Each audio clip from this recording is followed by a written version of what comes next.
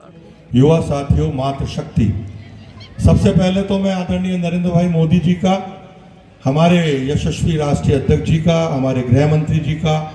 आप सबकी ओर से, हम सब की ओर से हार्दिक धन्यवाद और साधुवाद करना चाहेंगे कि एक ऐसे कार्यकर्ता को हमारे बीच में कमल का फूल लेकर के भेजा है, जो संघ के स्वयंसेवक के नाते, विद्यार्थी परिषद के कार्यकर्ता के नाते, भारतीय जनता पार्टी के कार्यकर्ता के नाते आपको जो भी दायित्व दिया उस दायित्व में आप खरे उतरे। और मुझे पूरा विश्वास है आज आप हमारे बीच में कमल का फूल लेकर के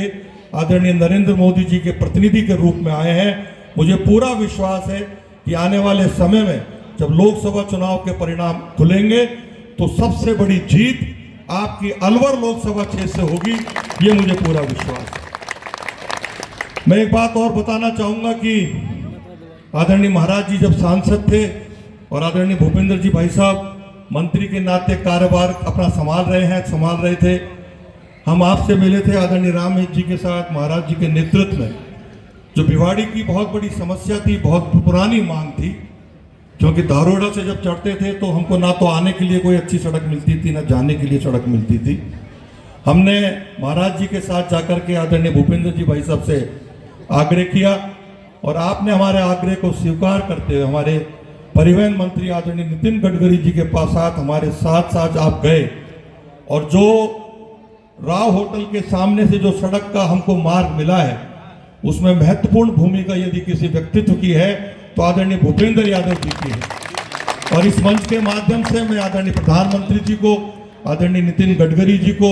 आदरणीय भूपेंद्र जी भाई साहब को और हमारे तत्कालीन सांसद और वर्तमान विधायक आदरणीय बालकनाथ जी को आप सबकी ओर से धन्यवाद देना चाहूंगा। इस महत्वपूर्ण सड़क को बनवा करके आपने केवल भिवाड़ी के उद्योगपति और आम जन को ही नहीं, पूरे अलवर जिले की जनता को जो राहत देने का काम किया है उसके लिए भी मैं आपको बहुत बहुत धन्यवाद और साधुवाद कहना चाहूंगा। एक बात और कहना चाहूंगा कि राज्यसभा सदस्य के नाते 10 वर्षों तक लगातार आपने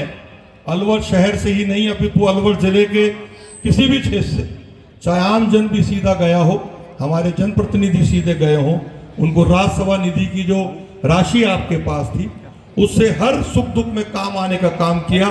चाहे लाइब्रेरी की बात हो, सरकारी स्कूल में कमरों की बात हो, सामुदायिक भवन की बात हो, आपने आगे बढ़ करके अपने राज्यसभा निधि का अधिकांश फंड अलवर जिले की जनता को देने का जो काम किया उसके लिए भी आदरणीय भूपेंद्र जी भाई साहब हम सब लोग आपको धन्यवाद ज्ञापित करते हैं। साथ ही साथ आपको ध्यान होगा सिरिस्का एक वन्य क्षेत्र है, आप सिरिस्का पधारे थे और हम सब ने मांग की थी कि वहाँ एलिवेटेड रोड होनी चाहिए। गांव वालों को सिरिस्का में जाने से पाबंदी मिलती है, उस पाबंदी से उनको राहत मिले। थानागाजी कस्बा एक मानचित्र पर स्थापित है, वो कस्बे में व्यापार भी बचे, उस आग्रह को आपने स्वीकार किया और मुझे बताते हुए खुशी है उस एलिवेटेड रोड की सैंक्शन भारत सरकार द्वारा जारी हो चुकी है और आने वाले समय में भूमि पूजन करके हम उस एलिवेटेड रोड का शिलान्यास भी करेंगे आदरणीय भूपेंद्र जी भाई साहब के नेतृत्व में। और एक बात और कहूंगा कि सावड़ी से लेकर के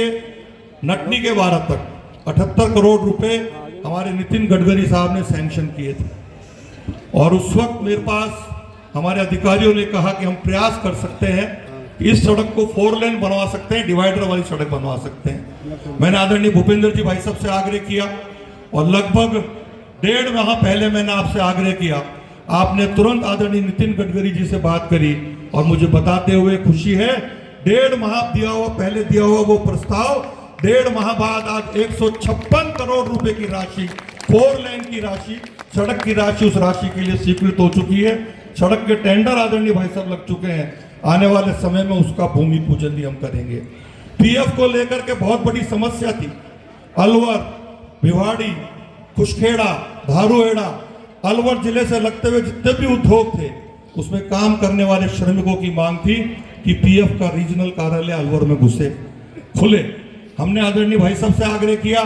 और 1 साल पहले ही उस पीएफ के रीजनल कार्यालय का उद्घाटन आपके श्री चक्र कमलों के माध्यम से हुआ और बहुत बड़ी राहत आपने हमारे श्रमिक वर्ग को, अपने उद्योगों में काम करने वाले लोगों को जो दी है उसके लिए भी धन्यवाद देना चाहूंगा। और जिस दिन आप उद्घाटन कर रहे थे, हमारे कर्मचारियों की, उद्योगपतियों की बहुत बड़ी मांग थी कि ESIC का सब रीजनल ऑफिस अलवर में खुलना चाहिए। उस दिन हमने आपसे मांग की थी और मुझे बताते हुए खुशी है, कल ही आपके द्वारा आदेश जारी हुए हैं, अलवर में ESIC का सब रीजनल ऑफिस भी आपके कर कमलों द्वारा उसके आदेश जारी हो चुके हैं। मैं तो धन्यवाद और साधुवाद देना चाहूंगा हमारे प्रधानमंत्री जी को। एक ऐसी शख्सियत को आपने हमारे बीच में कमल का फूल लेकर के भेजा है, जो आने वाले समय में, वर्तमान में आप भारत सरकार के एक अंग हैं और आने वाले समय में भी भारत सरकार में एक महत्वपूर्ण जिम्मेवारी आदरणीय प्रधानमंत्री जी के नेतृत्व में आप संभालेंगे। और जो अलवर विश्व के मानचित्र पर स्थापित होना चाहिए था, मुझे पूरा विश्वास है कि आने वाले समय में पूरा अलवर जिला, जो चाहे भिवाड़ी खैरतल तिजारा के रूप में जाना जाता हो, चाहे कोटपुतली भैरोड़ के रूप में जाना जाता हो, चाहे स्वतंत्र अलवर के रूप में जाना जाता हो, वो अलवर जिला